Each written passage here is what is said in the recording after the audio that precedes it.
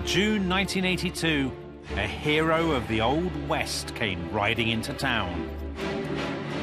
The Hollywood actor turned President of the United States, Ronald Reagan, had arrived in London for what would be a historic visit. You wanted law and order in this town. You've got it. I'll shoot the first man who starts for those steps. Come on! This was Ronald Reagan's first visit to Britain as President of the United States. He stayed at Windsor Castle, and it was, he wrote in his diary, a fairy tale experience.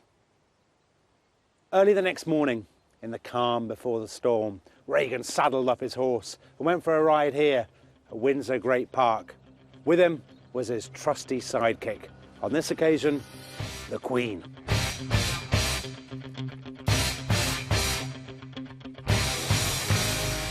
But he wasn't here just to show us how to ride a horse Western style.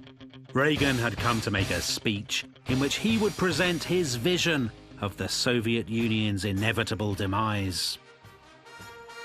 The president spoke in Parliament's Royal Gallery, dwarfed by paintings of Waterloo and Trafalgar, great British victories over another evil empire. And one phrase in particular captured Reagan's confidence that communism was doomed.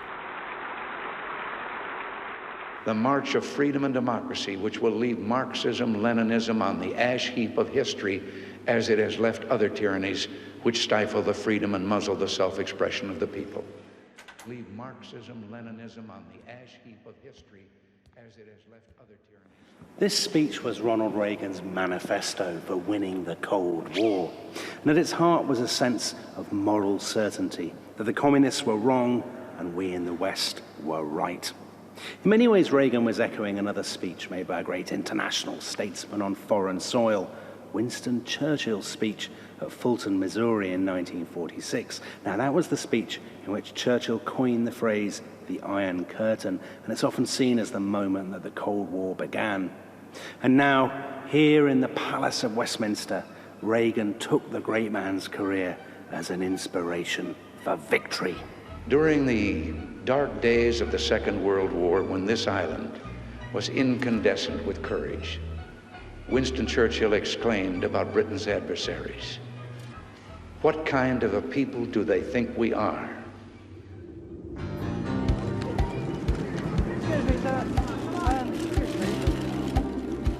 Afterwards, at a number 10 lunch in the president's honor, Mrs. Thatcher told Reagan that she thought his speech magnificent.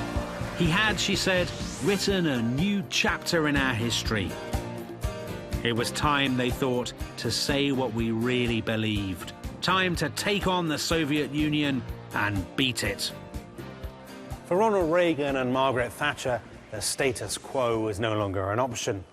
Their mission wasn't to contain communism, it was to roll it back, to exploit its weaknesses and to assert our strengths. Free markets, free speech, and above all, military strength. So to Reagan's critics, his image of the ash heap of history was disturbingly appropriate. But you didn't need to be a card-carrying CND supporter to appreciate this fantastic poster.